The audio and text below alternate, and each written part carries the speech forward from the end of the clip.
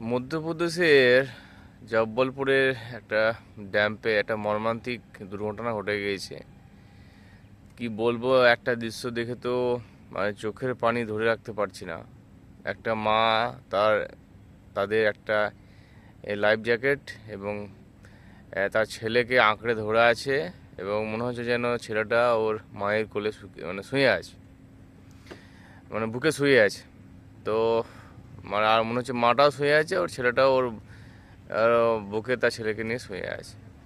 মানে এটা দেখে নিজের চোখের জল আটকে রাখতে পারছি না। খুবই মর্মান্তিক এবং এর খুব দুঃখজনক, এবং এটা আমি মানে খুব মানে কি বলবো, মানে এটা নিয়ে আমি কিছু বলতে পারছি না। আমি খুব দুঃখিত।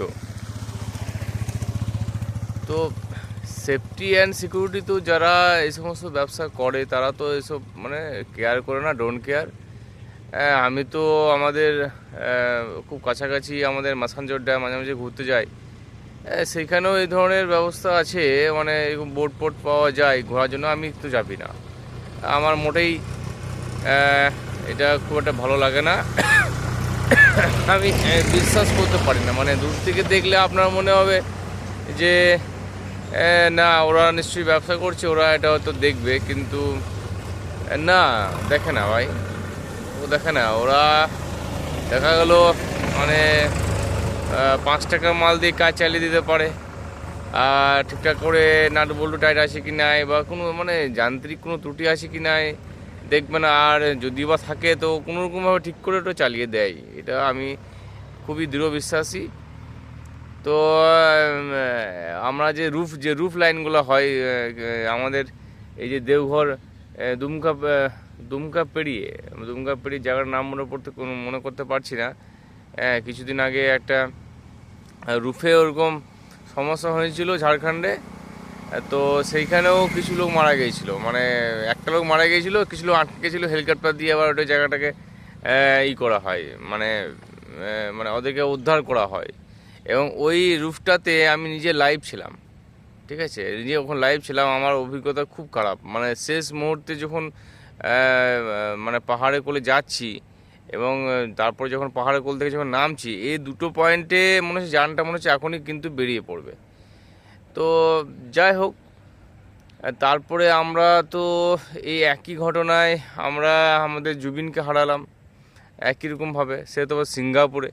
তো সেখানেও এই ধরনের ঘটনা ঘটছে। তারা বুঝতে পারছেন তো যে সেফটি সিকিউরিটির কী ব্যাপার, কতটা মানে দুরবস্থা। তারপরে রাহুলও আমাদের একইভাবেই মারা গেল। সেই একই ঘটনা, সেফটি নেই, মানুষের সিকিউরিটি সেফটি নিয়ে খুব সমস্যা। তো ওই যে মা এবং ছেলে মারা গেল, এই যে একটা দৃশ্য দেখে যে সহ্য করতে পারছি না। তো প্রিয়াঙ্কা গান্ধী পর্যন্ত ওটা এটা শেয়ার করেছে।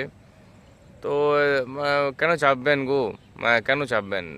মানে এইসব মানে ওয়েদার খারাপ আছে, হলুদ রিপোর্ট কার্ড হলুদ দেখাচ্ছে, তবুও কিন্তু ওরা বোট চালিয়ে দিয়েছে।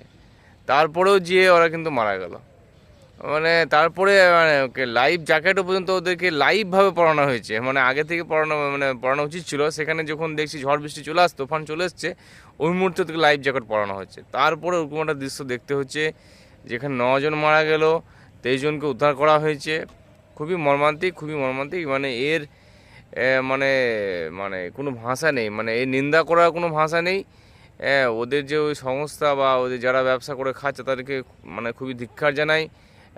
আজ তোমাদের জন্য আজকে একটা 9 জন মানুষ চলে গেলো। একটা দুধের শিশু 4 বছরের, তার মায়ের কোলে মনে হচ্ছে শুয়ে আছে, সে চলে গেলো।